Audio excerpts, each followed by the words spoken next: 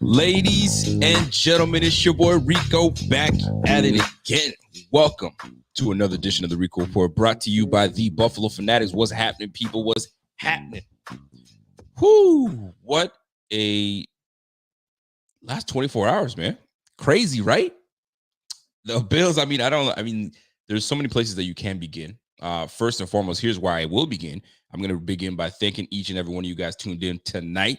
Appreciate y'all. As a Bills fan, as a content creator, it's a tough place to be in, man, because you got to talk about this squad. You got to talk about how disappointing this season has been. And if we're going to be real about this, man, this has been a very disappointing season. And truth be told, it honestly started in the offseason.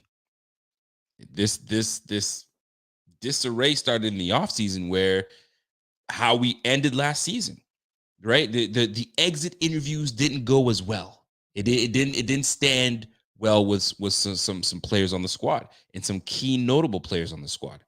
And it feels like it trickled into the season. Although it started a little rocky with the loss of the Jets, and that's when you're like, okay, what? How do we do this? And we obviously know there are some key members of the reasoning why we're here. But at the end of the day, folks, we're 5-5. We're a 500 ball team. There's no other ways to put it. We can go through all the games that we've won and that we've lost, and right now we're not equipped. You know what I'm saying? It just feels like we're just not equipped to face, you know what I'm saying, these tougher teams that we have coming ahead. But the beautiful thing about football is anything can happen any given Sunday. And the Bills are still in it until they're not. So at the moment, we are where we are, folks. We are where we are. However, there's been some changes in Buffalo. And for once, it's quite interesting. For once, people are 50-50 on this thing.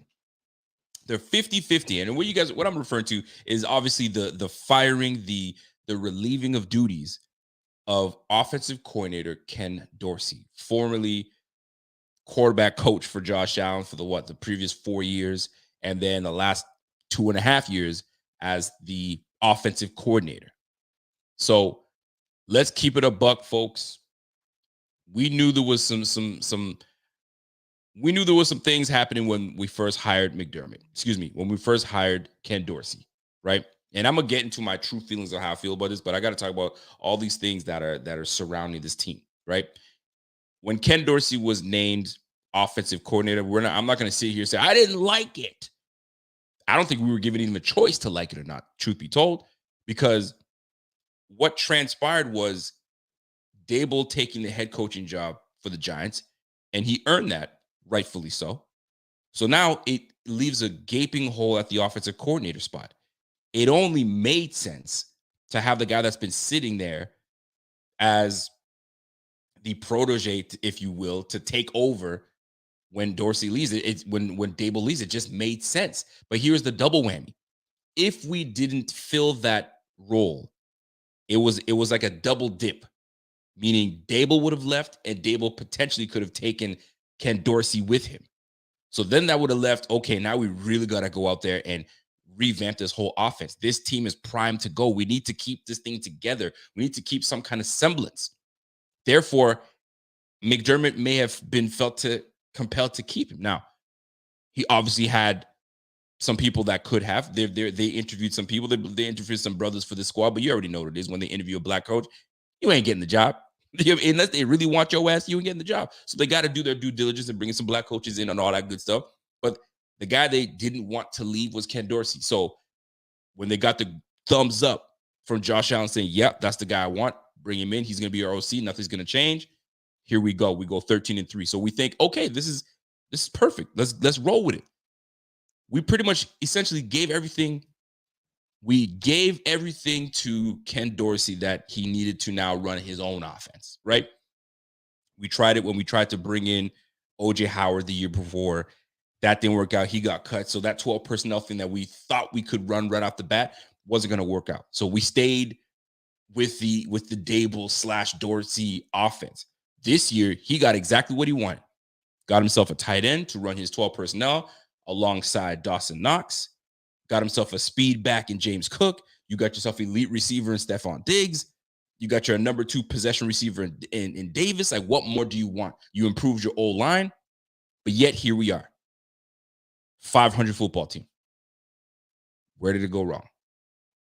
Well, folks, yeah, you can say a lot of things. And before I get into my true thoughts and true feelings on this whole thing, because there are, I honestly do feel that there's some people that are 50-50 on this.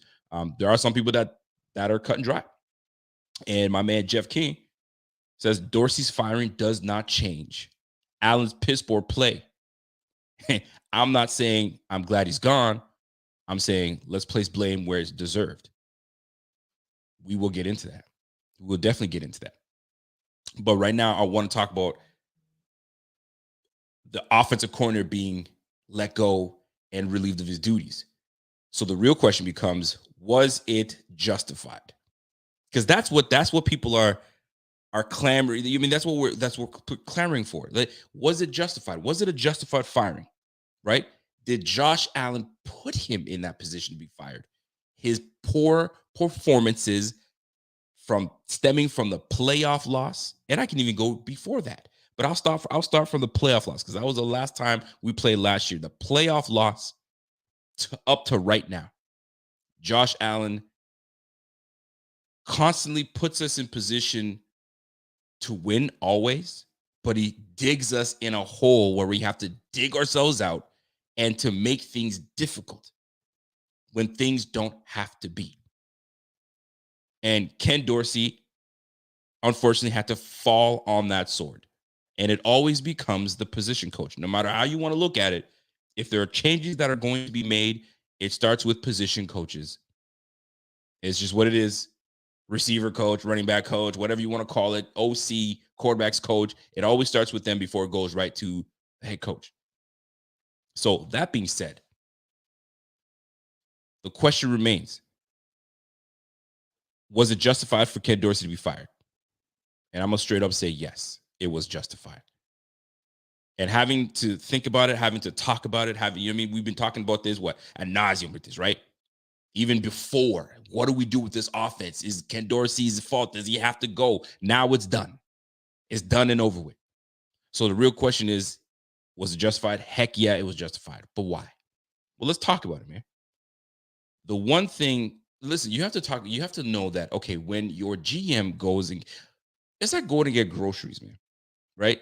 You go and get your groceries, and you know how groceries are. Groceries are expensive. Inflation is killing the game right now, right? So what used to, you come back with bags and bags of groceries because you got, your dollar's worth. Now you leave the house and you already spent $100 and you bring back 3 bags of groceries. That ain't gonna do nothing for you for another 2-3 days, right? So Brandon Beane, on a budget, got you the necessary pieces, and he already filled the fridge. He already filled the fridge up with premium meats, veggies, all that good stuff. He already filled the fridge for y'all. All Dorsey had to do was put that meal together and get it going. Make it taste good. Here's the problem. You're not using all the groceries, my guy. You're not using all the recipes. You're not using all the groceries. You got a top flight, solid running back that we drafted in the second round named James Cook. A lot of people love James Cook. I think he's a good back. I don't think he's elite, but that's okay. He's a good back. You don't run the football. You have success under center. You have success under center doing play action, but you want to remain in shotgun. Where you have success, you move away from it. You have success in up-tempo football to get your team back in it. You decide, you know what? I'm going to change my mind. Let's kind of switch things up a little bit. It doesn't make any sense. It makes no sense. So when you have an offensive coordinator that's up and down and doesn't know what he's doing, he doesn't go from left to right. Of course, you're going to have some disarray in the offense, and of course, your quarterback is going to look, you know what I'm saying, a fool on the field. That's going to happen. So Dorsey being let go, it's not because of all of Josh Allen's woes, but you're not putting Josh Allen in position. You have analysts that have played the game, that have played the quarterback position, that are telling you you're motioning a player for what reason? You know what I mean? When you motion, right? When you motion a player, you're trying to determine what is this defense doing? Are they man or in zone? That's the main concept here. When you motion somebody over, are they in man or in zone? Okay, I just figured out this guy just followed that guy. They're a man. Okay, all right. Is there two safeties? Okay, where's the Mike Linebacker? Okay, those are your pre-snap checks that you've got to make. But it just by reading these analysts, Dan Orlovsky said it best. You just motioning just to motion, just to get your offense going. There's no rhyme or reason for what you're doing. Just run the play. And when your quarterback goes out and tells you, "I'm just running what the coach tells me," that's subliminal talk for like, yo, this is bullshit, but this is what he's telling me to run. What am I gonna just not run it? I got to run what coach tells me to run. Now, obviously, Josh has the power to do his audibles and all that good stuff.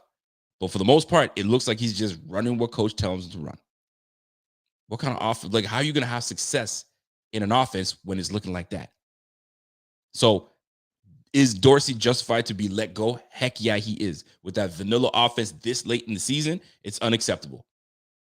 Name me one time you saw a running back screen more than 5 times. Have you seen a running back screen more than 5 times this year? Like, even something as little as that, we didn't even see any of that. Like, come on. And not that I need it to happen. We had one trick play all year. Not that we need trick plays to happen, but like deceptive plays where you're like, oh, that's a good one. I remember when Dable, and I don't want to bring Dable up, when Dable was here, there was a play that Dable called where I think it was a fake, it was a play action fake pass, and and then Allen kind of put the hand behind his back a little bit, and then there goes Devin Singletary with almost like a sneaky, handoff on a backside handoff. Creative. Got the defense kind of like, whoa, what just happened? Did you see any creativity? How many times have we seen Allen throw that ball? And I'll give you the perfect picture. Just go back to the Jaguars game on the touchdown that Stephon Diggs scored on the right sideline right before half. It's a nice ball, perfect play, perfect setup, nailed it. Right? It's always somebody into the flat or a deep out route, and it's got to put the cornerback and safety in a comparable position, and boom. But I've seen that so many times. It's like, is that what it is? Statue of Liberty. Thank you, Drippy. Is that what it is? I mean, so it even as a fan watching, it just looks predictable. So if you're a top flight defense, you got Spagnuolo from the Chiefs. I think he's a damn good defensive coordinator. His defense is always in the middle of the pack, but boy, when they play the Bills, they play them tough. I'm gonna play something for you guys, man. And I posted this last year. I posted this last year, and it was Patrick Peterson. Patrick Peterson was talking about the Bills and their receivers. Listen to the audio I'm gonna play for you guys, and you guys will know what I'm talking about here. He looks to the left. He looks to the right. I said, if you're looking to the right, the left corner is Pat P. Take us through that play. Take us through that play, Pat P.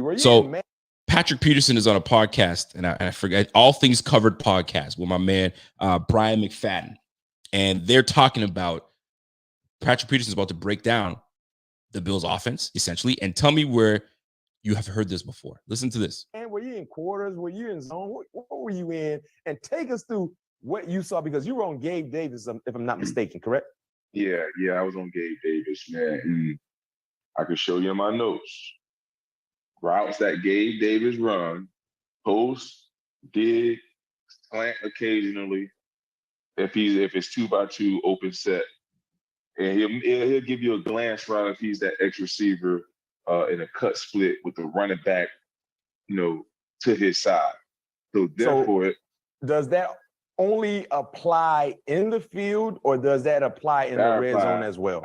Everywhere. That applies everywhere. And okay. Buffalo, big concept in the red zone is laser, meaning the number 2 receiver is like a clear out guy. He's basically running to the opposite pylon. And that the number 1 receiver behind him, because he's the clear out guy, is running a dig. That's basically the concept they ran for me to pick that off. And they also like to run a double Dino, which is a double post. Red zone beater. That's a red zone beater. That's a quarter beater, and that's what we was in. Everybody loves to run that. That's those guys' 2-man concepts. And with me going back to my film study, me being on Gabe Davis at the time, like, all right, man, this guy here, he's an inside breaking receiver. He showed me that all game. He didn't give me nothing else all game, like we talked about. He showed me something on tape, and it validated itself in the game. I was like, oh yeah, it's crunch time.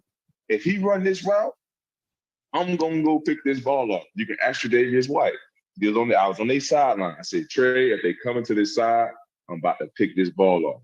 And lo and behold, we was in quarters. I knew Josh knew we was in quarters. They ran the laser concept, and then motion over. They tried to hide it. It started off in a bunch, motioned them over, ended up in a 2x2 set, ran the laser concept. 85 was a clear out guy. Josh thought he had it. And like I said, Josh is a guy that trusts his arm strength. He's a slinger. Coach alluded to it all week. Stay plastered into your coverage. Stay tight into your coverage. He just might throw you one, and I'd be doggone. He threw you one.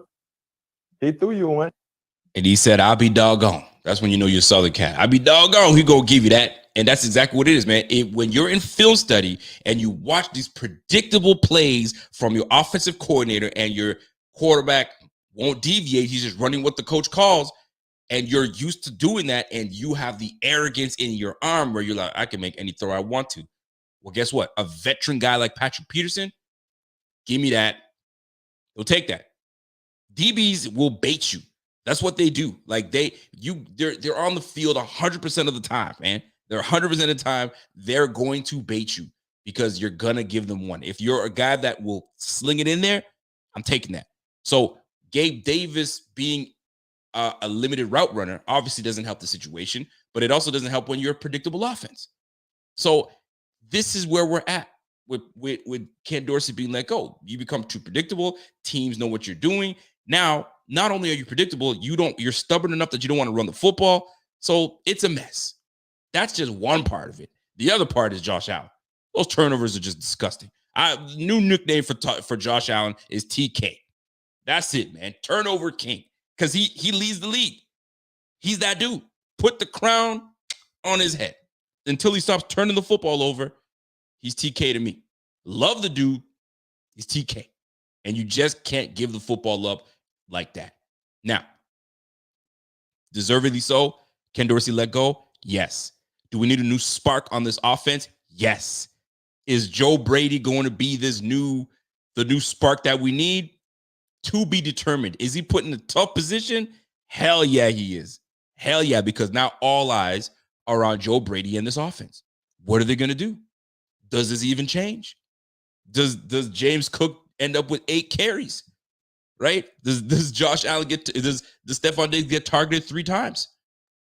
We shall soon find out. But he is not. Don't think it's just going to click just like that. He's put in a tough position on a short week at that.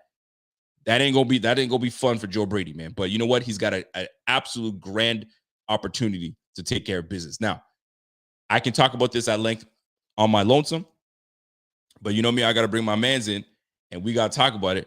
You know what to do, man. Give me that. That is my dude. Listen, folks, let me bring in my mans, Mr. Carl Jones, back at the homestead. He's not in the studio, so he's ready to let it rip. What's going on, my man? I'm all good, man. How you doing on this Tuesday? Listen, man, I'm fantastic. The question is, how is the Buffalo media. First of all, kudos to the Buffalo media. Y'all, and I'm going to put you guys all in the thing. You guys were doing the job today by pressing a little more on Coach McDermott with his non-answering ass. This brother never wants to answer questions. It gets old and tired. It gets old and tired. You know who I miss? Chan Gailey. Chan Gailey will tell you like it is, man. But that's old school. That's an old school coach. You ask him, he'll tell you like it is, right? And I love that about him. But McDermott ain't going to tell you nothing. And they pressed him, and he just gave you the whole blasé cookie cutter answers that we are tired of hearing. But I also know that he's tired of being asked those questions. But guess what?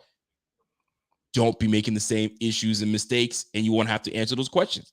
Get them dubs under the column. So I ask you, Mr. Carl Jones from News 8, what is the vibe right now when you're amongst your peers, first and foremost, amongst your peers? What are you guys talking about? And what's it look like? Are they dejected? Is it over? Are the Bills walking around like, yo, it's a wrap, man? We ain't even doing that. You got guys declining interviews and all that stuff. Talk to me.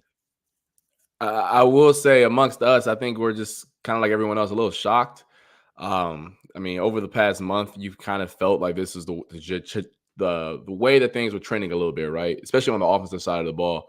The fact that they pulled the plug right here, you're like, okay, maybe during the bye or after the season, but they pulled it at this point. So a little bit like, wow, okay, so like McDermott really did it now. And then from the Bills' perspective, I think yesterday was a time where I was like, wait, like Josh has always at times shown in the post-game press conferences where he can be a little dejected. I mean, because obviously he wears his heart on his sleeve. You can see that. Sure. I mean, all of us can see that. And yesterday was really one of those situations. I did and do want to give kudos to Mitch Morse for going up there with him, not leaving him up there by himself. I think that is a big veteran move right there to go up there with your quarterback, especially after you had a rough game. Right. So I mean, obviously the guys ain't feeling it. But I mean, some guys show it, some guys don't. Some guys don't want to be spoken to. Some dudes will speak, but it ain't good. I'll tell you that. It's not good. It isn't good, man. And right now, I'll tell you this: it ain't good with Bills Mafia. Bills Mafia is they're pissed, man, and as they should be, because this season has been a disappointment.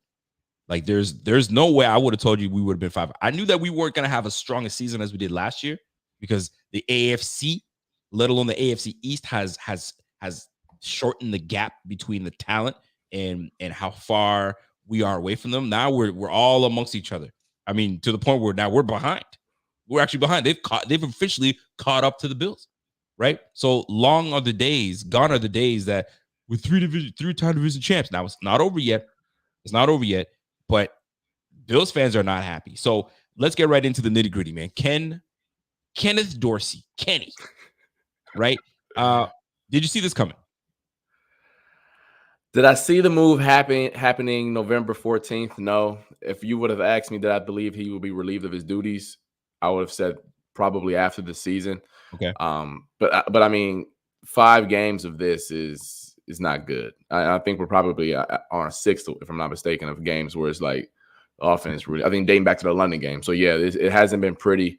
For a multitude of reasons I've told you on this show, and I stand by it, is much larger than him. It's not just him. Calling plays, maybe the creativity or lack thereof of his offense. But it's a lot of guys got to execute. And I said this yesterday during the game. He's not the one dropping passes. He's not the one fumbling.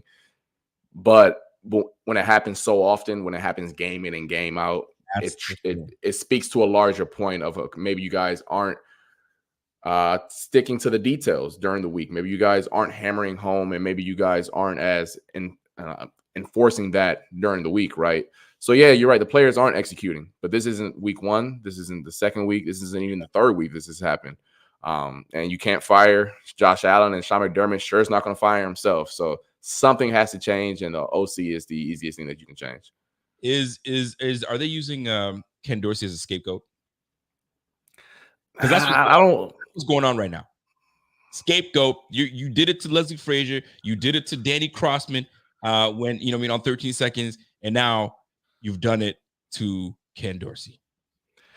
I don't know if I like the word scapegoat here, because there are things that I didn't like that he did as well. I think this offense lacked any sense of creativity. I really do. I mean, you can watch with the young boy, and mind you, CJ Stroud might be my favorite player right now, but would you watch what they're doing down there in Houston?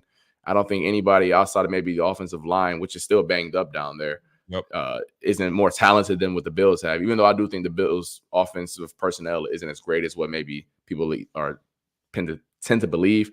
However, there are teams out here who are a lot more creative, can get explosive plays. I mean, I'm seeing Noah Brown go off for $150. Noah Brown was a fourth string receiver for the Cowboys all these years. So they chipped him out of there. Like you're done.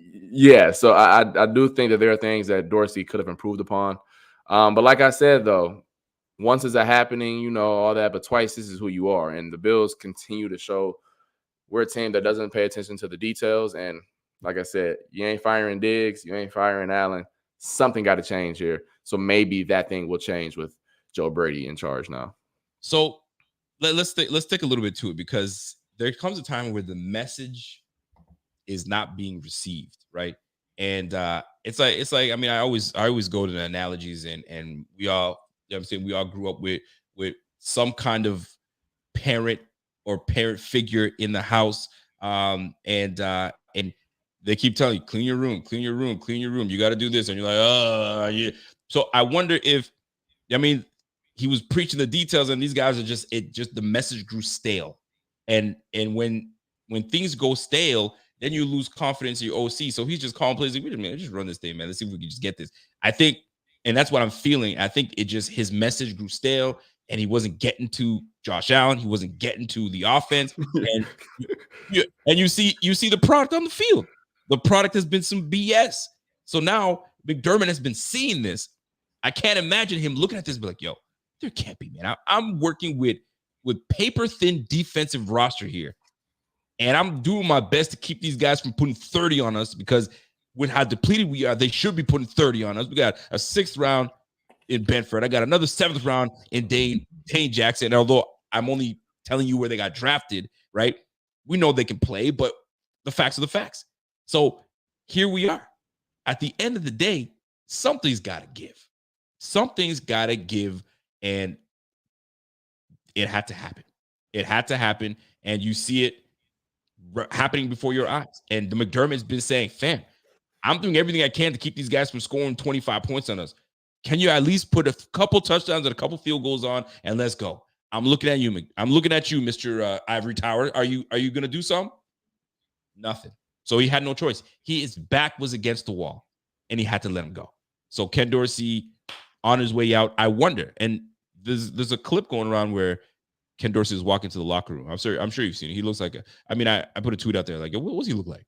Does he look like a coach? Does he look like an air student? And I wonder if he knew that his job was on the line if he did not coach well. What are your thoughts on that? Is there speculation that that's the possibility? My man is frozen, unless I'm frozen. You there? I'm going in and out right now. You're good. You're good right now. You're frozen now, but it's all good. Once you fix up, you'll be straight. But like, I wonder if he knew his job was on the line when he was walking. Some people were saying I saw him shaking. His hand was shaking while he was walking in. So do you think his job was on the line? Did he think he knew that? Did McDermott say, fam, I need to see something different, because if you don't, I have to have a tough conversation with you. I'm just letting you know now. Do what you got to do. What do you is that chatter going on around with you guys? I don't know if that's the case. I don't know if he gave him an ultimatum of like, hey, if you don't perform well on that side of the ball, you're gone. Right. Because I don't know if he gets canned if they don't have 12 men on the field, if we're going to be quite frank here. This is a whole different issue. Yeah. So I don't know if that's the case, but I'm sure they've had very intense conversations over the past month where like, hey, if things don't change quickly, things can get ugly even faster in terms of your job security here. So I don't think he gave him a deadline and saying like, hey, this is the day where things will change for you. But I'm sure that they've had some very intense conversations over the past month. So I want to go back to the players. Josh Allen, right? We got to get on Josh Allen. Like I listen, I know people have been protecting Josh Allen, and the protection of Josh Allen is, but he always keeps us in the game. We're never truly out of it when we have Josh Allen, which is factual. when you have Josh Allen, you're never truly out of the game. He always finds ways to keep you in it and get you back in it. But he also puts us in a hole. He also gives up the football when we don't need him to give up. I mean, for crying out loud, right before the half, where we could actually move the football and pretty much put some points on. If you could, we got 45 seconds. You can move it. We've seen him do it before. But you throw the same old lame pass that you've thrown before that they know it's coming, and you do right before half. And now, guess what? They just hit a field goal, and now they just hit another field goal. You gave them 6 points right there. And somebody made a good point. If you give that to Pat Mahomes, you give that Joe Burrow, you give them the ball back at that point, that's 7 going on the board right there. So has Josh Allen been getting a pass, in your opinion? Yes and no. I do think that in terms of the national media, there are some who are still so enamored by his physical gifts, and rightfully so. He makes things happen that, quite frankly, no one else has ever touched a pigskin can and have done. Mm-hmm. But I do think also that anyone with eyes has known that his tendency to put the ball in harm's way is just flat out careless. There's no other way to put it. And I had a coach tell us this in college, Dino Babers. It was his go-to saying, and it's going to stick with me to the day that I'm 6 feet under. He said, ball security is job security, yours and mine. And it doesn't really come to any more fruition than this Bill situation, because you put the ball in harm's way, you're putting everyone in this building's jobs in hand. And I mean, and quite frankly, I know it's a little different in the NFL because Josh Allen's job security is more likely tied to his paycheck, but it doesn't work for everyone else in the building when you're putting the ball in harm's way, just being carefree. And I think that's the thing that you've seen throughout his career, where he doesn't really treat the way you should treat the football. And all the quarterbacks have been around, and all the coaches that have been around, you should treat the football as if that's everyone on the team's life at stake. Not necessarily, I know football is a game. It is not the real deal life. However, everyone, whether it's from the head coach, players, to the wide receiver, the third string cornerback, we are all tied to how someone takes care of the football. Yep. Running backs, quarterbacks, whoever has the ball in their hands. Because if you fumble enough, we're all getting canned because we're terrible. The record won't reflect that. So I do think he's been a little careless with the football, and I don't care who the OC is. The OC doesn't make the guy, I guess, fumble the handoff to James Cook or whatever you want to call that, Yep. So I do think that he needs to change that rather quickly, because it hasn't been pretty over the last 6 games for him in that department. We're going to switch it a little bit. So Stephon Diggs has been he was vocal all offseason, right? He was on Radio Row, and he was making interviews all left, right, center, and he's known to be a pretty honest guy. He'll tell you like it is, and he'll be as cordial as possible and not throw you under the bus, but he'll be honest on his account and what he thinks is happening. And when they were asking him, dude, what happened with y'all, man? Like, you're a good team. He's like, honestly, if I had answers, I'd tell you, but I don't know. We got everything in place for us to be a successful team, but we just, for some reason, can't put it. I got no answers. And it feels like it trickled into this offseason and trickled into the season. And right now, you got his brother talking about, get him up out of here. Get his ass up out of here. He don't want to be there. And now you got Stephen A. Smith saying, I'm doubling down on what I said. That brother don't want to be there. And when I heard it, I wasn't like, oh, that's some cap, because I'm sure there's some truth to it. There's some truth to it, right? It might be not full truth, but there's some truth to it. So, but how you feel about his brother coming in and saying, man, get that brother out of here, bro. Get him out of here. And he's making it public. He's making it, what I'm saying, where everybody can see it. And because they're close, is there some kind of truth to it that maybe like his days are numbered in Buffalo, and he might come in and say, because that's my fear, that he comes in and says, yo, trade me, man. I already see that this is not happening, because the rumors were that he feels that the window is closed and their window of opportunity has gone. Now, he's denied it, but that's what the rumors are out there.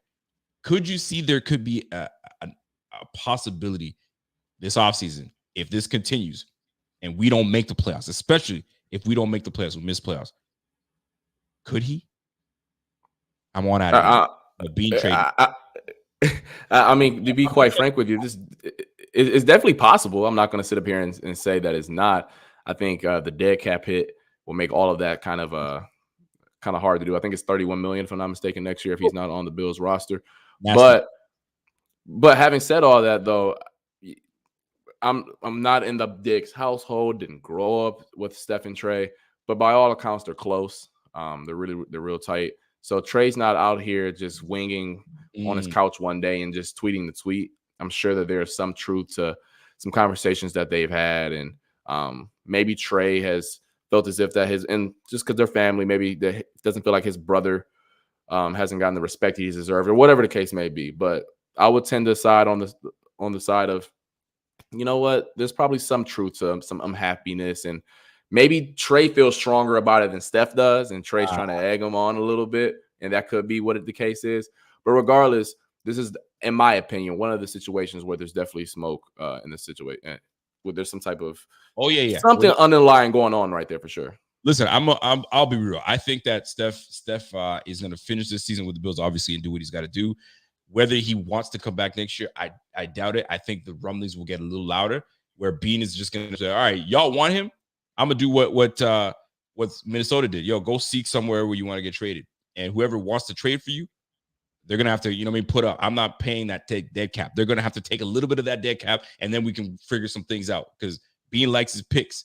But at the end of the day, I think he's going to want out, because he's seeing what's happening, man. Yo, they got rid of this OC. Now they got Joe Brady in there. Yo, they're messing with my monies. And by that, I mean, he already got paid, obviously, but like, I'm not going to be utilized like I need to. Like, look what just happened yesterday. Everything's in disarray. I got 3 catches, 34 yards, and they phased me out because of all this disarray happening with this team. So right now, like you said, turning the football over and giving it up and losing, it affects everybody. It affects everybody, because you give that ball up, you're taking opportunities away for us to win this game.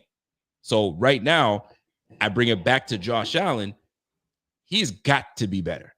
He has got to be better. I don't know what's going on in that brother's in his mind. A lot of people are talking about, yo, he too Hollywood. He got himself a Hollywood girl now. He doing all these commercials. Let me tell you something, everybody. All those things that you see that's happening right now, it's done in the off season. You know what people do in the off season? Their business. And right now, he was taking care of his own business by, doing what he's got to do. Now, when it comes to the offseason, that's his business. And that's everybody's business. They do whatever the hell they got to do. But when it comes to season time to get busy. But some folks might say maybe you should spend more time getting ready in the offseason than, doing all that Hollywood stuff. Now, that I don't necessarily agree with. You got to do what you got to do. If you're a professional, you know what needs to be done. Now, we're gonna move the needle a little bit and go to offensive coordinator Joe Brady. Joe Brady, I don't know how much you know about Joe Brady. I'm still learning about Joe Brady. I know that he once was a offensive coordinator for the LSU squad that had ballers for receivers, and Jamar Chase and Jefferson, and you had Joe Burrow. Like, golly, man. So those boys were I'm saying they were moving that football. You got an opportunity in the NFL. That didn't work out. What, he was like a 1-year wonder with Matt Rule, and Matt Rule was like, I'm out of here. Now there's speculation that Matt Rule he had his thumb in everything. So he didn't really let Brady do what he was supposed to do. So he was like, yo, you're out of here. So now Brady has an opportunity to revamp his career as an offensive coordinator. I don't know how much you know, but to me, I feel like he's in a tough spot, because if he has success, which we all hope, great. But if he doesn't, what do you like? You've given his opportunity. Now, what do you do for next year? Do you give him a shot to really put his implement his own system and go from there and get a shot? Or this is your tryout. Show me what you got. I'll give you the job. Or even, it's tricky for me. So what are your thoughts on Joe Brady in this situation? Yeah, so I'll take it back a bit. Yeah, know a lot about Joe Brady. Haven't played college football myself. I was in college football during the time that he was at LSU. Joe Burrow is a year older than I was, so I followed his career when he was at Ohio State. I'm from Ohio, so I'm familiar with Joe Brady's rise. Wonderful. Talk to me, man. So Joe Brady. So basically, the 2019 LSU thing is it's a sensitive subject in terms of Joe Brady. On one hand, anyone who's watched LSU over the past 15 years prior to Joe Burrow, that team was anemic on offense. I mean, they couldn't really move the ball outside of running it. Outstanding defenses. I mean, they got a litany of all pros that's come through. I mean, the Bills have one in Trey White. So, like, they're exactly. Offensively, they've had guys, OBJ, the name on Jarvis Landry, Leonard Fournette, but they could never really be explosive on the offensive side of the ball. Joe Burrow was there. So was Jamar Chase, and so was Justin Jefferson. They still weren't really lighting the world on fire. Okay. Jamar Chase was a true freshman. Joe Burrow was, I believe, a fourth-year junior.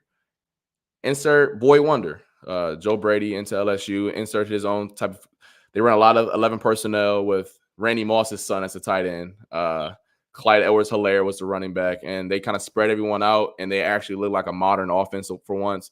So it's twofold. One, Joe Brady implemented his own style that he came from the Saints and sprinkled it into the college game, and it worked a crap ton. I mean, shoot, that same personnel was there the year prior. Justin Jefferson didn't transfer in. Joe Burrow didn't transfer in. They were already there. Of course, they got better. But then also, to be fair, though, those are 3 future Hall of Famers. Like, so he definitely maximized what they did, but let's not act like that they were going to be awful. Now, once he got to Carolina, boy wonder, from what what's been reported is that the marriage just was never good between him and Matt Rule. Matt Rule really wanted his fingerprint on the entire offense. And Joe Brady never really had as much control as he would like. So I think the Rule firing was more about Matt Rule just wanting control as opposed to Joe Brady maybe not being up to speed. Also, during that time in Carolina, CMC, Christian McCaffrey, was rarely healthy. He was in and out the lineup. Not defending Joe Brady and acting as if he's going to like this great OC, but just adding some context to his story. Because the 2019 LSU thing was just fascinating. Living during the moment, I was a senior in college, just watching all of that transpire. So that was cool. Now, how does that apply to the Bills? One, it is really hard to implement your own system mid-season. That is really hard. Now, one thing you can do, though, you can maybe lean on some of the things that Josh likes to do and some things that Josh doesn't like to do. So whether that's more play action run, maybe that is inserting Josh into the run game more often. Maybe Josh is like, hey, guys, let me run the ball. I want to do it. So maybe Joe Brady allows him to do that. I know that because he is a Sean Payton disciple, I would expect more James Cook or maybe more running back catches out of the backfield. I mean, Alvin Kamara for years was that type of guy. So think about that. I mean, just if you watched the Broncos last night, a lot of underneath stuff where, I mean, Javonte Williams, Samaje Perine literally caught a bunch of balls they did near the line of scrimmage, which is Joe Brady's background coming from Sean Payton. So I say all that to say, no idea if it's going to work. Zero clue. But he's in a tough predicament, but that is who he's been over the past 5 years. At one point, he was the hottest OC on the planet next to Sean Payton. And now he's a quarterback's coach, where he was a quarterback's coach up until 24 hours ago. So it's a finicky situation. We'll see if it works out, but that is where he's risen over the past 5 years.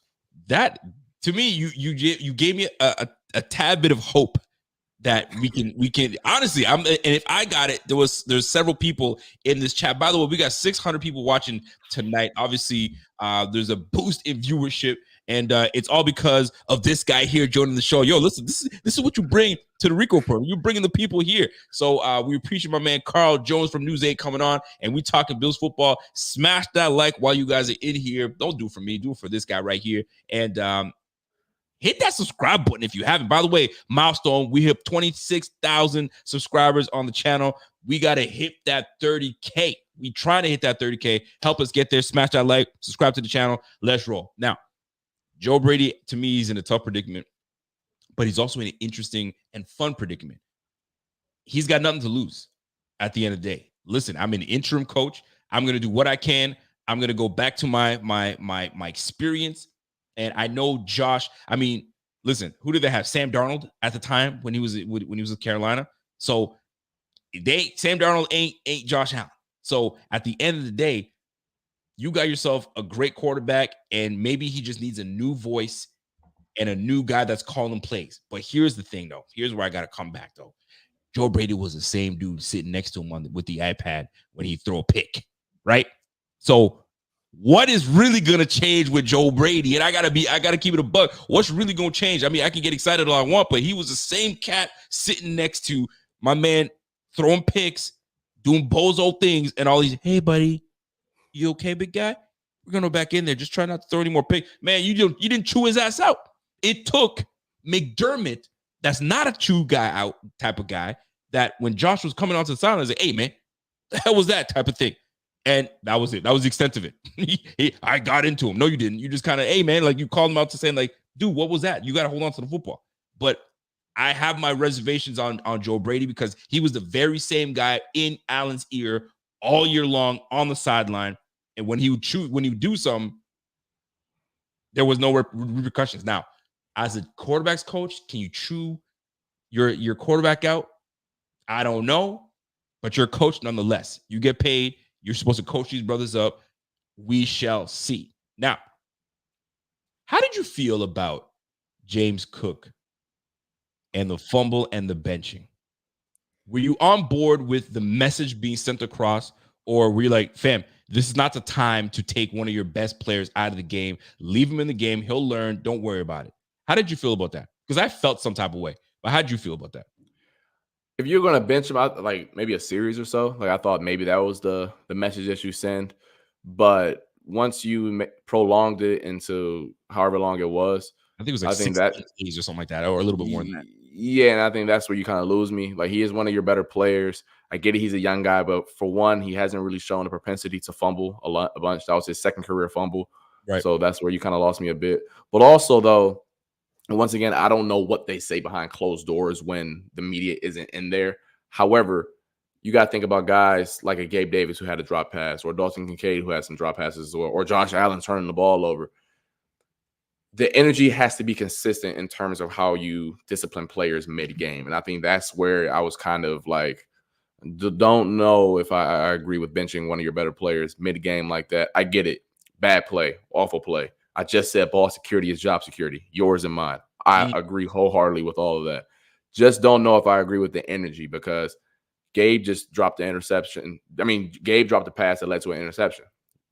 Dawson Kincaid dropped the pass that forced you guys to punt. Like, we need, and you're going to bench all those guys too? Of course you're not. So, like, why are we just picking on James Cook in that scenario? So, is James Cook a perfect player? No. Are there a bunch of things where I think he needs to improve on? Yes. But for me, we don't need to do this with the energy and how we discipline players. It needs to be across the board the same way. You know, there's a lot of things that I agree with you a lot. We align a lot. This is not one of them. This one is not one of them. So I would say, like, you grew up playing Americans, you guys call it Pop Warner football. Is that what you guys call it? Right? Yeah. You play Pop Warner. I assume that you played running back sometime in your day. Yeah, give me the rock, coach. Get out the way. Give me the rock. Right. Up until when did you stop playing running back? See, I played running back for like 2 years, and then they was like, go play quarterback because you need the ball every play. So that's what it was. I played quarterback up until like quarterback. All right, bet. And up until what did you stop? Quarterback? Oh, yeah. High school. By the time I got to high school, because my arm really wasn't like that. I was just taking off. I was big, for real. It's not even about that. It's not about that. It's just that you were in the offensive room. You know how much they preach to the running back. Do not fumble it. Do not fumble it. You know a receiver's going to drop a football. They're going to drop passes, 2 or 3 a game. You ain't going to bench somebody for dropping a pass. Whether it turns into an interception or not, you're not going to bench them. It's not the same. I can't understand people trying to compare the two. Well, it turned into an interception or it could have sailed over the man's head and no interception. He dropped the pass. It happens. Happens to the best of them. But as for a running back, that's your money. You can't give that ball up. So benching him, I had no problems with them benching him. Now, for the length of time, that's subjective. That everybody has their ways about it. But you can't tell me that when you bench a running back and when they give him his opportunity again, he's a different back. And I'm going to tell you right now, James Cook was running very different. I think that's the best he's ran the football. And I know he's had multiple 100-yard games, but that's the best I've seen him run the football. He was decisive. He ran hard. He was shoulder down. He wasn't tiptoeing. That's the message that fumble sent to not only the locker room, but to James Cook. And I bet you he's going to run hard like that every time, right? You need to send that message to him. But some people are soft these days. Oh, you took him out, should put him back in. This is the NFL. Your job security about that football, secure the football. Because if you don't, it could be me that gets fired because your ass can't hold on to the football. So to me, I liked it. And what I loved about James Cook, though, because he showed us what he's really about. He showed me so much in that game where I'm like, okay, now if Joe Brady can come in and use him like an Alvin Kamara or whatever, and he becomes a staple in this offense, boy, can we turn this thing around. My problem is it might be a little too late. It might be a little too late because we have a gauntlet of a schedule coming up. And right now, the Jets have our number. Defensively, they have our number. But with a new play caller, it might be different because now Robert Saleh is going to be like, okay, I don't know too much about this Robert Saleh. So I don't know. I mean, excuse me, this Joe Brady. So I don't know how we're going to attack this. This is not going to be as predictable per se as it was with Kent Dorsey. So very interested to see how that plays out. Now, let's get to the elephant in the room. 12 men. we got to get into the elephant in the room, fam. We won the game. We won the game, and undeservedly, we won the game until there was 12 men on the field. Talk to me about what you and your peers are saying, what your reaction was when it happened. I don't know if you were there on the sideline, the stadium, in the booth, whatever. What was your reaction when it did happen? So for one, I was on the field during the game, and when the kick went up, from my angle, I was on the Bills sideline closer to the end zone. I thought it went in, just bad angles and all that. I saw the crowd cheering. I'm like, oh, okay, they won. And I'm talking to my peers and like, wait, why is there a flag? Like, oh, okay, maybe someone Broncos or offside because it was in a no huddle situation, hurry up situation. Right. And I didn't know what the flag was. I didn't even know it was 12 men on the field until we got into the press conference room. Like that's how like chaotic of a situation it was down there on the field. It wasn't pretty. And I know as a player who played defense, I can see how that happens. Well, talk to me, man. Yeah, I mean, basically, so the Bills were in dime personnel. I mean, they had their DBs on the field, obviously to stop the Broncos passing attack. But the Broncos were smart enough to do a hurry-up situation. Now, they had to because they didn't have any timeouts, but they were in a hurry-up situation. And I know the Bills said they practiced that all week. However, it's a tad different when you got guys dropping during the game. Like Cam Lewis got hurt early on in that drive. Damar Hamlin has to come in. I don't think Damar Hamlin was the issue on that play. But regardless, there's a lot of moving parts with a lot of different injuries. I mean, that falls on coaching at the end of the day. You guys had timeouts, several, in between that PI and then the game-winning field goal. So you guys needed to make sure that you homed in on that point. Like, hey, this is what field goal block is. Regardless, this is a tough situation because a lot of teams, when you use field goal block, you go to your base defense. You don't do dime. You go to your base defense for the field goal block. Apparently, somebody on the Bills defense didn't get that memo. Obviously, players got to go out there and execute. But at the end of the day, for me, special teams always falls on coaching. So that's a huge blunder for the coaches who were involved in that situation. So you mentioned that you could see how it happened. Obviously, I mean, some players got hurt. So like, oh, who is replacing this? And I get it. And I get that part. So let's back it up a little bit. It's second down. We load up the box. You know what I'm saying? And get aggressive. And we sack Russell Wilson. And we take them out of field goal range. We take them out of field goal range, right? So now you got a decision to make. You've got a decision to make. It's third and short. They go with and this is what the conversation is happening right now. I had an argument. I think it was my bro. I don't know who I had an argument. I think it was my man Pierre. And I said I didn't like the play call of blitzing double up and blitzing after him. Now you're a defensive player, so you'll let me know your opinion. My opinion stands on you're not going up against Zach Wilson. You're not going up against, you know what I'm saying, these young quarterbacks in this game. You're going up against a veteran quarterback with a veteran head coach, offensive coordinator head coach. They're going to blitz again. Hey, just get open. I'm tossing it up because they're coming hot. Just get open. Would you run that play again? Double up, double back-to-back blitzes, or do you fall back and say, let me get back in coverage because they're out of field goal range? So they got to try to hit the sticks and do something, and it kills their time. They got no timeouts. So I'll preface it by saying the scenario was 3rd and 10 at the 45-yard line. Thank you. My memory's bad, man. You know what I mean? Yeah, Go ahead. Trust me, the last 24 hours have been crazy. So the Broncos probably had to get to like the 38, get 7 yards to get into decent field goal range. I mean, 55-yarder is still nothing to sneeze at, No. but at least 7. They didn't have to get the first down to get into field goal range. I do want to say that. Now, as someone who played DB, I hated cover 0. Like, I didn't like anything about it, especially with. Well, I didn't like it, and for one reason I didn't like it is because that play that just happened where Okay. the quarterback can throw underthrown balls. Yep. I prefer cover 1 where Okay. if I did get beat, I hopefully have a now granted the safety's not always going to be there, but do I fall on do I hate the play call? No, because I understand the logic. They weren't getting to Russell Wilson. I mean, the four-man pressure wasn't getting there. I mean, Russell Wilson was making plays, so I get it. If Russ scrambled, clearly the Broncos were heady enough to know that they had to rush the field goal unit on there if it came to that. Right. I mean, McDermott was stuck. The defensive line wasn't getting much pressure all game. The first sack they had was the blitz that they brought with Poyer. It's a tough scenario, really, really tough scenario. You feel for Taryn because he played the call exactly how it was meant to be called. He's supposed to be underneath because it is cover 0. He's expecting the ball to come out hot. He's supposed to be flat-footed. Of course, Jerry Jeudy's going to beat him over the top. That's how that coverage works. So Taryn really didn't do anything wrong there, like whatsoever. It's a tough scenario, because you let them get 7 yards, they're in field goal range. But like you said, Russell Wilson's been seeing everything, and he's just going to give his guy a chance and absolutely put the game in the hands of the refs.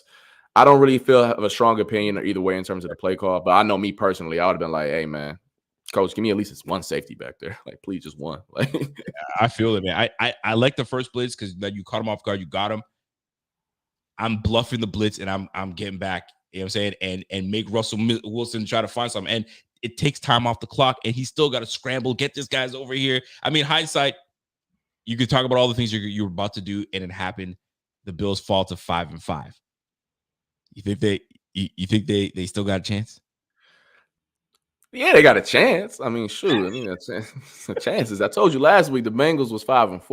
True. They still got in last year. But based off the trajectory they've been on, I don't think it's pretty. Especially with some of the. I mean, forget anyone else at this point. Just focus on the Bills and just have tunnel vision.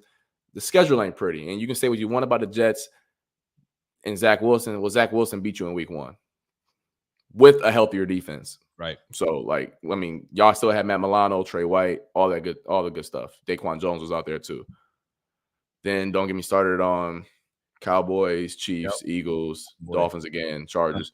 So is there a chance? Yeah, but things got to change quick, like really, really fast in a hurry, because you get past Jets, then that boy Jalen Hurts coming to town, and then my homeboy, and then it's tough. It is tough. But the one silver lining is that the AFC aren't a bunch of juggernauts. Yeah, but unfortunately, the boy down there in Houston looking like he for real. Oh gosh, the AFC North is looking like, I mean, not looking like, they're the best conference in probably football, and they're still playing well. So if you gave me a number, I would say my confidence is probably a 3 out of 10. I mean, only reason it's a 3 because you still got 17. It's fair. That's 3 out of 10 is fair. I think you're more than fair. It's a tough one. Mathematically, we're still in it. They say 30% chance. We have a shot, obviously, at taking the division. You're hoping that the Dolphins fall somewhere. Tua becomes Tua, turn the ball over. If he does, but Tua been playing all right, man. I mean, you can't even take away from Tua. That offense is moving, and it's gonna be tough to sit there and watch these guys. I mean, take an L here and there, but this is the NFL. It's any given Sunday, and it's tough, man. But I mean, I pretty much hit everything that I wanted to hit with you. I mean, I'd love to hit you more because I mean, I always want to respect your time. I know that you're home, you want to relax and stuff. But fam, we're 5-5. Dorsey's out, Brady's in. Josh Allen needs to wake up. Because right now, if you don't wake up, bro, I mean, there's gonna be some big issues, and this offseason could be a massive offseason. Like right now, so I heard somebody say if the draft were to start today, the Bills pick number 9. Golly, that made me sick to my stomach. Wow. To my stomach. Someone said that. I don't know. I didn't know. I read somewhere, but they'd be picking 9th right now, based on record and who they lost to, blah blah blah blah blah. Oh, how quickly things can change. How quickly things can change, man. So I appreciate you, bro. And we love to do this. It's unfortunate that we talking about a firing because you don't want to ever see somebody lose their job. But Ken Dorsey, this is the business. This is the business that you chose, and you know that how these things work. If this is a results business, somebody said it. It's a results-driven business. Now, do you have a little more time? Yeah, I got time. All right, because I had some things I did want to point out because I was listening to First Take today, and my man Unc Shannon Sharp had some things to say, and boy, it really resonated with me, man. And he didn't say a single lie. Everything he said was truthful, and I wanted to break that to people on what he was talking about today and on this. So Shannon Sharp was talking about obviously the Bills, the state of the Bills, and what they've done and what they've been around and what they've, you know what I'm saying, and what they're accomplishing right now. And folks, it hasn't been good. Let me just put it that way. It hasn't been good. So let me play a little audio for you from my man Unc, and you'll see where I'm coming from with this. So forgive me. Let me cue this audio up, and we'll get this thing going. To be something that he's never been since he's entered into the NFL. Yes, you talk about a guy that's 6'6", 250 pounds, has a laser for an arm, can make every throw on the field. He can run, he can use his leg. He's extremely athletic. But those are the things that get him in trouble because he thinks he can throw a football through a hurricane. And he's always attempting to do something in a situation that he shouldn't or doesn't have to do. Why would you throw? And hold on. And why would you even attempt to make that throw right before the half? Did you not see? First of all, you're late on the out route. And if you're late, guess what? The guy's going to undercut it, and it's going to be a pick the other way. Yep. Josh Allen turns the ball over entirely too much, but far too long we overlooked it because he was winning. And when I say guys are turning the ball over, I get labeled a hater. But all I'm trying to do is save you major disappointment down the road. Because guess what happened? When the rubber needs to meet the road, you play these better teams. Just think about it. Saturday, what you said. They started a drive. They got 9. They was at the 9. They was at the 6. Imagine if you're playing a really good team. You're playing Kansas City. You're playing the Bengals, or you're playing the Ravens, or you're playing the Cowboys. That's 14-10 at the bare minimum. Right. Well, Shannon, here's the deal. First of all, so if you those are the things that is true, and I got to get back on Josh Allen because that's how we won't end this today because I can't get off of it. I just can't. We praise 17 for so much. I got to get my rocks off. I got to say, hold on a second. You know what I'm saying? Because I haven't done this in a long time. So forgive me, my man. You about to be a part of it. So welcome to the Rico Report because that's how we get down. Man. So I got to get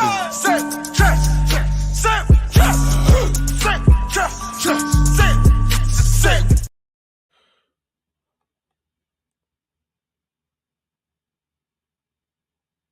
For too long, Bills fans have coddled you. You know what I'm saying? Because you got the cannon. You can throw it through a hurricane like my man Unc said. But there comes a time, bro, that you have to understand there are 10 other dudes on this squad that are trying to feed and are trying to win.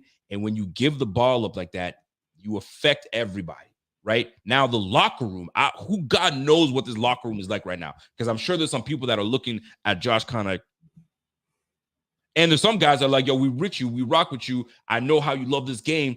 But there comes a time where somebody's got to get in this brother's ear. I don't know if you've seen it.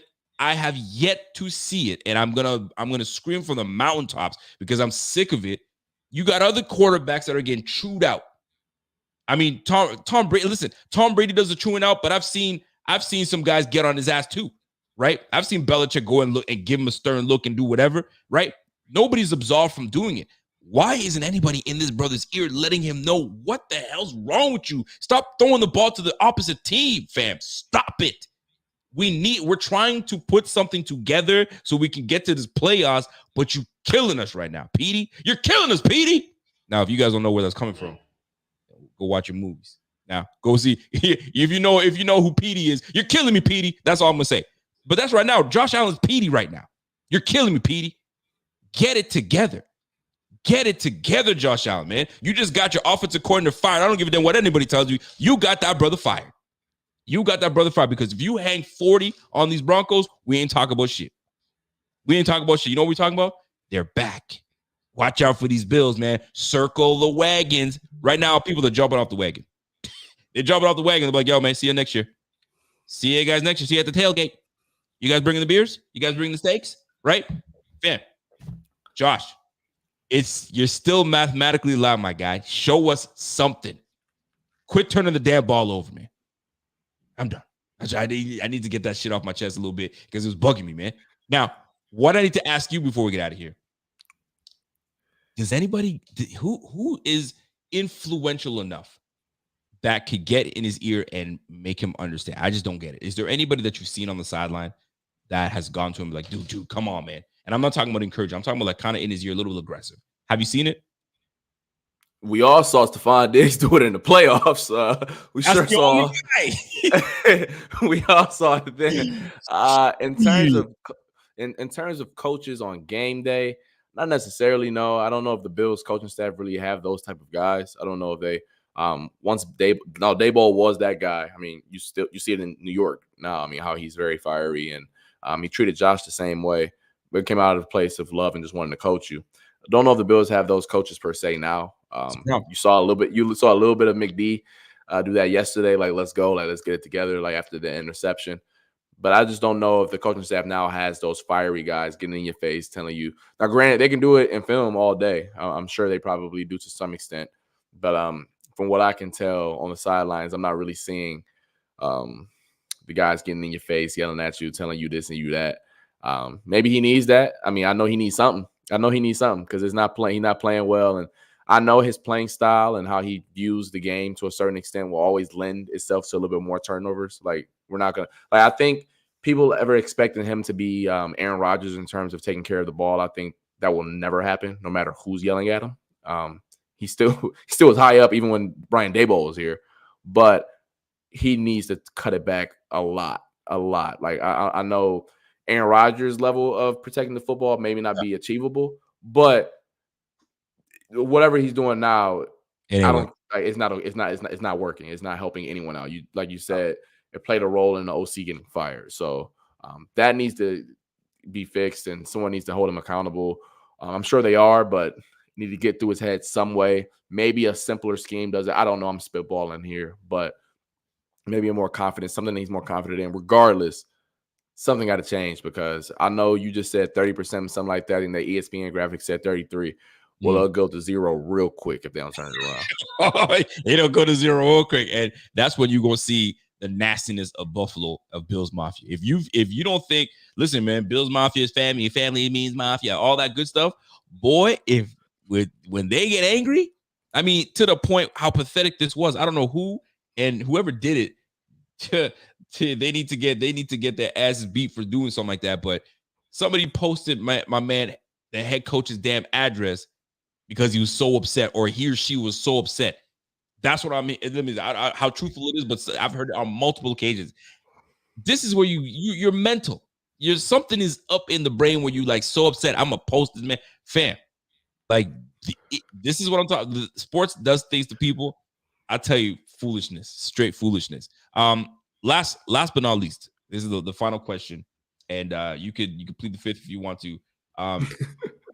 If the Bills don't make the playoffs this year, does McDermott retain his job? If you would have asked me this question a month ago, I would say his job security is at a 99.9%. I think there's very few coaches in this league who have 100%, so that's the only reason I'm saying that. Mm-hmm. If they're 5-5 now, 17 games. If they end up, I don't know, 8-9, 7-10, and things tend to go worse,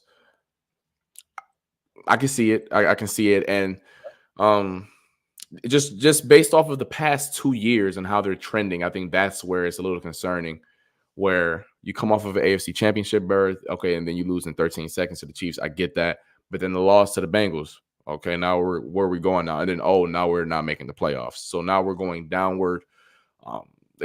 Especially when he has had, this is the year where he's had the most control he's ever had in terms of his imprint on the team. He's the defensive coordinator now for all intents and purposes. He doesn't have Brian Daboll, who he was bickering with reportedly for the past year of that tenure. Mm-hmm. So, I mean, reportedly as well, he's, had more of an imprint on what he wanted his offensive coordinator to be like and what he wanted them to do. Smash mouth, running the football, all that good type of stuff. So if it were to happen, as of November 14th, I'll be like, I would have thought you were crazy for assuming that back in January. Right. But this league moves quick, Mm-hmm. really, really fast, especially when you got someone as talented as 17 out there. And quite frankly, I don't really oblige by this logic because I think there's more than one way to skin a cat.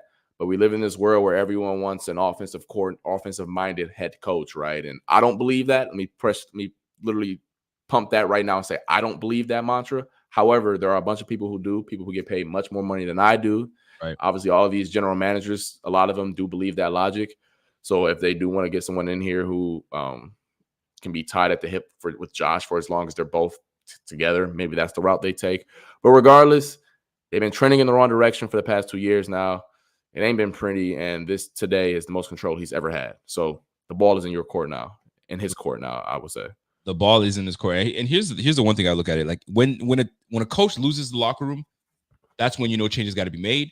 But I don't necessarily think that he's lost the locker room. I think the defense 1,000% still plays hard for him. They still respect the process. They still love the process, whatever you want to call it. It's just finding the right dynamic that works with him. And what people are now putting out there is top flight coaches that people want, like you said, are offensive coordinators. But if you have McDermott still in place, you ain't gonna get these top flight offensive coordinators. So you might have to make a move, or you find someone that's under the radar but up in the ranks that comes and takes the job. Maybe Joe Brady is that dude. Just never know. We'll find out. We'll soon find out. I mean, to not cut you off, go ahead. 2 examples that just came off the top of my head in terms of that ideal scenario under the radar. The Detroit Lions, Dan Campbell is not some offensive guru. Ben Johnson is, though, the offensive coordinator for the Lions. That offense is one of my favorite to watch with all the beautiful stuff they do. Y'all should go check them out and just watch 5 minutes of a Lions game. They do a bunch of funky stuff. It's fun. Then also, D'Amico Ryans. Y'all know who he is. He was a linebacker in the league, clearly not an offensive guy. Brought in Bobby Slowick from the 49ers, who I believe was the quarterback's coach under Kyle Shanahan. We all know about the Shanahan tree and how they literally 80% of the NFL is Shanahan oriented now. Bobby Slowick is their OC now. So there are ways that you can get around the defensive head coach, special teams head coach mantra. But like you just alluded to, though, maybe you have to get those guys under the radar while they're not hot and ready. You got maybe get a little lucky and figure out which ones you have do the secret sauce. And I'm with you because I like McDermott a lot. I'm a big fan of McDermott. I had to consider the firing of McDermott. I really did because, I mean, you have to sit there and consider. But I like him. I think they still play for him, and I think it's the biggest thing. And I'm gonna add one more to your thing. Look at Pierce, right? The Raiders coach right now. Listen, they just got rid of McDaniels, the offensive coordinator, and they got rid of some other bum that's on that squad, and they got rid of those three. And Pierce got these boys on a 2-game winning streak. Granted, it wasn't coming against these world beaters, but the fact is the locker room has changed. You got Devontae Adams just dancing up in it, and 2 weeks ago, his head was in his lap. Like, yo, I'm embarrassed for this. Now he's dancing. So all it takes is a guy that these guys believe in, and the talent's on the field. My gosh, the talent's on the field, man. It's about execution.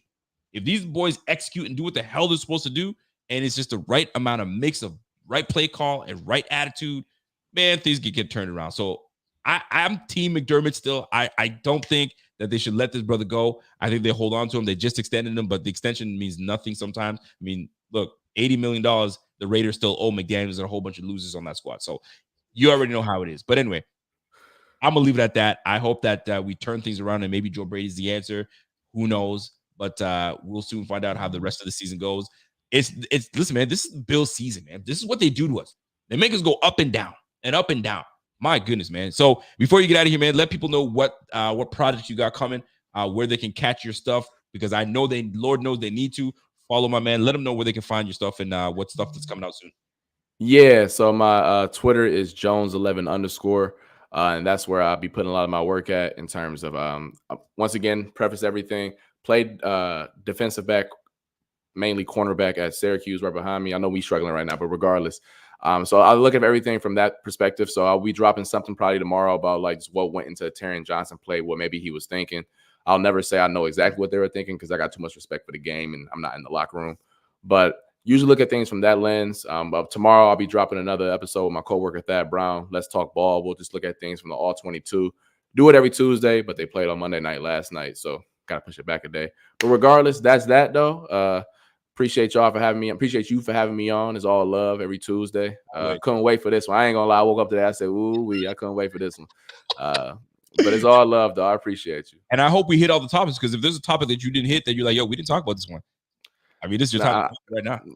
I mean, I think everything was hit on. I mean, the Dorsey thing was the big news of the day. I was asleep, mind you. I was asleep when I found that out. I was long night, obviously, being at the game, but wasn't unexpected. And I mean, a tad unexpected, but you could see it coming. And we'll see if that changes anything with his offense because, as Josh Allen said afterwards, the clock is ticking.